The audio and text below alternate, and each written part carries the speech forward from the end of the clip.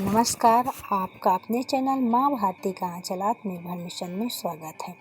आज एक कहानी फिर से सुनते हैं और ये संघर्ष और आत्मनिर्भरता से भरी कहानी है। ये है एक छोटे से गांव, गरीब परिवार जिनके पास एक बेटी है। बेटी का नाम राधिका है। माँ बाप मजदूरी करते थे। उनकी आर्थिक स्थिति बहुत खराब थी, पर बेटी पढ़ना चाहती थी। वो भी अपने बेटी को पढ़ाना चाहते थे। गांव वाले बहुत ताने मारते थे कि क्या करेगा बेटी को पढ़ा लिखा के, करना तो उसको चूल्हा चौका ही है, मत पढ़ा बेटी को, शादी कर दे, ब्याह रचा दे और उसके ससुराल भेज दे। तो उसके माँ बाप बोले कि जब वो पढ़ना चाहती है तो मैं पढ़ाऊँगा, मुझे पढ़ाना है और उसको पढ़ना है। ठान चुकी थी राधिका, अपने मन में ठान चुकी थी कि मुझे पढ़ना है और कुछ आगे करना है। स्कूल बहुत दूर थी, वो उसे कई किलोमीटर तक चल जाना पड़ता था। वो जब रास्ते में जाती थी तो भी वहाँ लोग कुत्ते की तरह उसके पीछे पीछे लगे रहते थे और उसको बस तंग करते रहते थे कि क्या करेगी पढ़ लिख करके, मत पढ़, पढ़ाई करके क्या करेगी। माँ बाप को भी परेशान करती है। एक तो उनकी आर्थिक स्थिति ठीक नहीं है, दूसरे तो पढ़ाई करना चाहती है, पढ़ लिख करके कौन सी तीसवारी कर लेगी। इस तरह से लोग बात बोलते थे। राधिका बोली कि मेरे माँ बाप पढ़ा रहे हैं तो मैं पढ़ रही हूँ, आप भी अपने बच्चों को पढ़ाइए।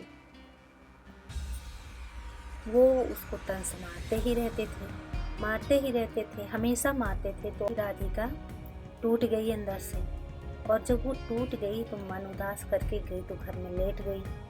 उसकी माँ आई, पूछी बेटा क्यों ऐसे लेटी हो।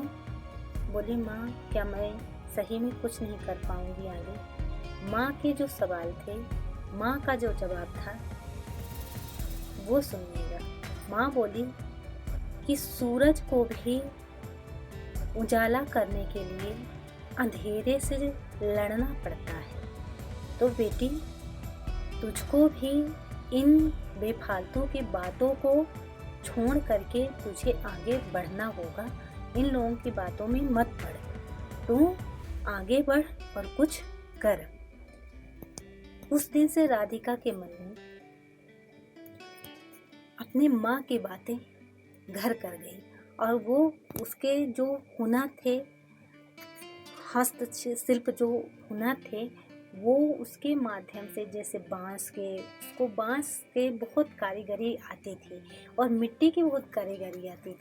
वो मिट्टी के और बांस के कई, जैसे टोकरी और बंसी, ये सब कुछ बना करके बर्तन मिट्टी के छोटे छोटे बाजारे यानी मेले में और बाजार में, मार्केट में बेचने लगे।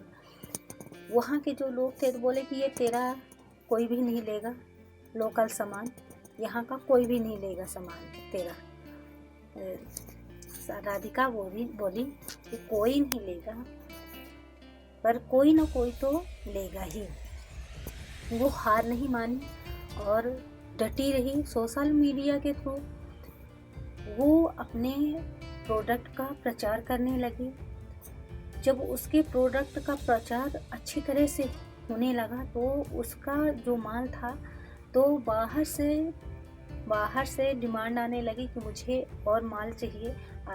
राधिका बना नहीं पाती थी, इस वजह से वो महिलाओं को भी जोड़ती है और महिलाओं को भी अपना काम सिखाती है और महिलाओं को भी आत्मनिर्भर बनाने के लिए वो बहुत यत्न करती है, बहुत प्रयत्न करती है और उनको भी आत्मनिर्भर बनाती है, खुद भी आत्मनिर्भर होती है। जब राधिका आत्मनिर्भर हो जाती है तो सभी लोग जो उस पर हंसते थे तो उसके घर परिवार को सम्मान के नज़रिए से देखते हैं और वो कई महिलाओं को आत्मनिर्भर इसी हस्तशिल्प उद्योग के कारण, छोटे छोटे उद्योग के कारण बहुत आगे बढ़ गई और उसके कुटीर उद्योग जो थे वो बड़े उद्योग में आने लगे और छोटे छोटे जो मतलब गांव थे वहाँ से सभी लोग उसके पास काम लेने जाने लगे,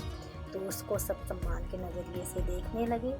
और इस तरह से जब अगर कोई मन में अपनी ठान ले कि हमको आगे बढ़ना है, तो परिस्थितियाँ चाहे लाख आए, उसको बढ़ना है तो कोई भी नहीं रोक सकता है।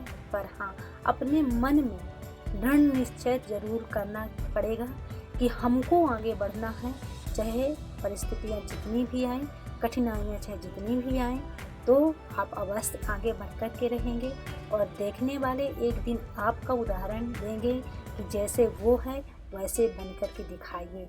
तो कैसी रही मेरी कहानियाँ, और मेरी कहानी कैसी रही, और ऐसे ही मोटिवेशन कहानी देखने के लिए मेरे चैनल से ज़रूर जुड़े। और अच्छी लगे मेरी कहानियाँ तो लाइक शेयर सब्सक्राइब करना बिल्कुल मत भूलिए। तो जुड़े रहें मेरे चैनल से। धन्यवाद। जय हिंद, जय माँ भारती।